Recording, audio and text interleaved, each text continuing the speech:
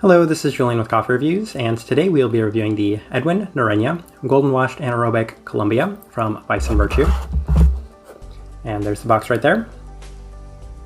And Vice & Virtue based out of Memphis, Tennessee. And this coffee right here was featured in our most recent blind taste test rankings video as part of a viewer subscriber recommendation suggestion series where it did finish first place on that day. Now going into that video, Vice & Virtue was another coffee roaster we had zero familiarity with. They were a suggestion to us by Phosphorus, so shoutouts to and thank you to Phosphorus for the suggestion. And we went on Vice & Virtue's website to pick out a coffee. They had this coffee heavily advertised, and if this coffee does sound familiar, then it's because it's the exact same coffee we reviewed earlier this year from Vibrant, which was one of the most unique cups of coffee we've ever tried, and to this day probably still remains the most unique cup of coffee we've reviewed on this channel, as it had a very IPA beer-like characteristic to it. Given that this coffee had no flavor note resembling beer, we were curious to see if we might get the same sort of results from this coffee. This right here is what we will call day 14 of this coffee. And a couple of things we have to note. So the reason we say what we'll call day 14 is because this coffee does not have a roast date on it. So we're calling it day 14 from when we started the coffee. And there were a couple of interesting things about the brewing procedure, as it had an extremely quick drawdown and the color of the brew up top was a little unique. So just wanted to note those two things. But the recipe we settled on for this coffee was a 16.671 water to coffee ratio at 205 degrees Fahrenheit through the Chemex. And this one's slightly more developed than the Vibrant was, so we'll call it a light medium American for the roast profile. And let's start discussing the coffee. So day one, blind taste test rankings day, and if you watch that video then you'll know that we were able to immediately pick out this coffee because it did have that IPA characteristic to it. It was a very lemon forward cup of coffee, but then as it settled down it very much tasted like an IPA beer, so we were able to immediately pick out this cup of coffee. And days 3 and day 5, they had pretty similar characteristics to it, so we'll put those two together. Ridiculously floral and hoppy cup. Most dominant thing was this super lively citrus, and then at that point we decided let's start playing around with the coffee, see if we can get something a little different. And day 7, when we upped the temperature, we were getting something very different, as the coffee was super IPA bitter. What we would describe as a range of super intense flavors. It eventually cooled down into a really bitter floral lemonade, which was quite interesting. At room temperature, there was significantly more balance to the cup, and a lot of that had been toned down, but to that point, it was a very wild cup of coffee. Day 8, we went the other way and lowered the temperature all the way down to 200 degrees Fahrenheit, and we couldn't necessarily tell if we liked this better, as it was a slightly more tamed version of itself. We were getting a lot less of that super strong IPA components to it. A little grainy and some slight darker cherry to it, but definitely a lot of depth, as you can see. 2 different days, 2 different temperatures, 2 wildly different cups of coffee. Day 10, florals and citrus remained through the roof. This is when we kind of settled on right in between 205 degrees Fahrenheit. Could see it as some sort of raspberry IPA with a fair bit of florals. The coffee remains extremely vibrant to this point. And then day 12, probably the thing we noted the most, and we're noting the most here on day 14, is that this coffee hasn't lost any of its intensity or vibrancy. It's an extremely, probably the most consistent cup of coffee we've ever reviewed, as long as you brew it on the same temperature, at the same temperature, same recipe, the coffee tastes the exact same as it did on day 1 through day 14. So that's a little unusual, a little unique, but we figured that that was definitely worth noting for this coffee.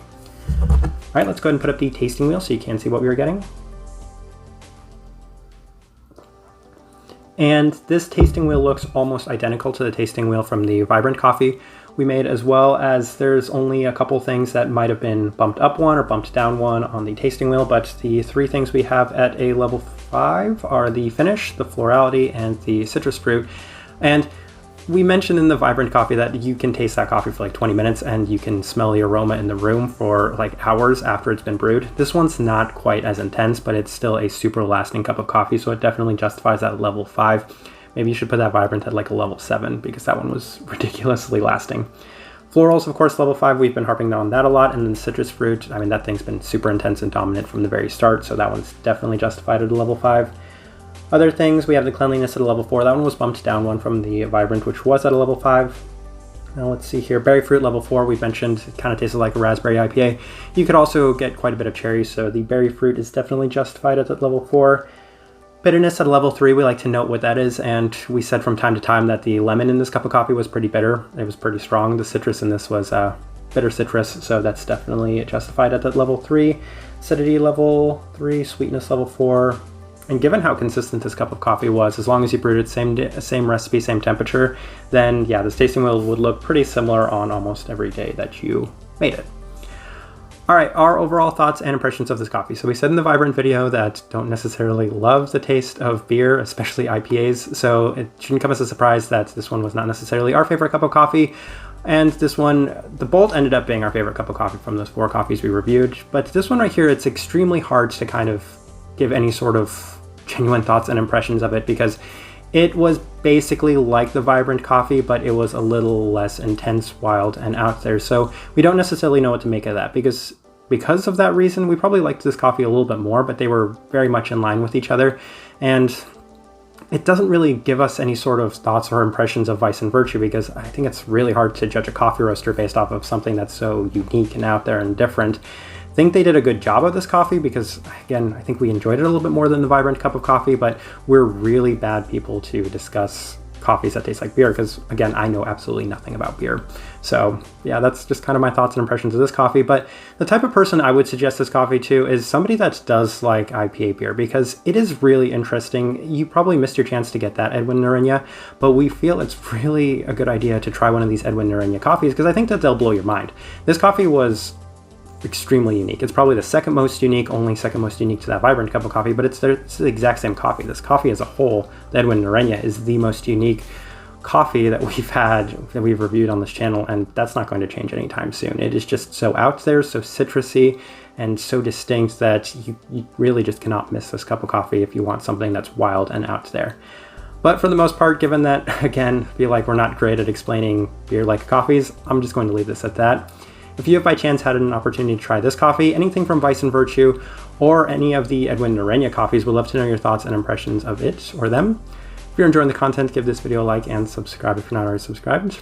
This right here has been a review of the Edwin Noreña Golden Washed Anaerobic Processed Colombia from Vice and Virtue. Thank you for watching.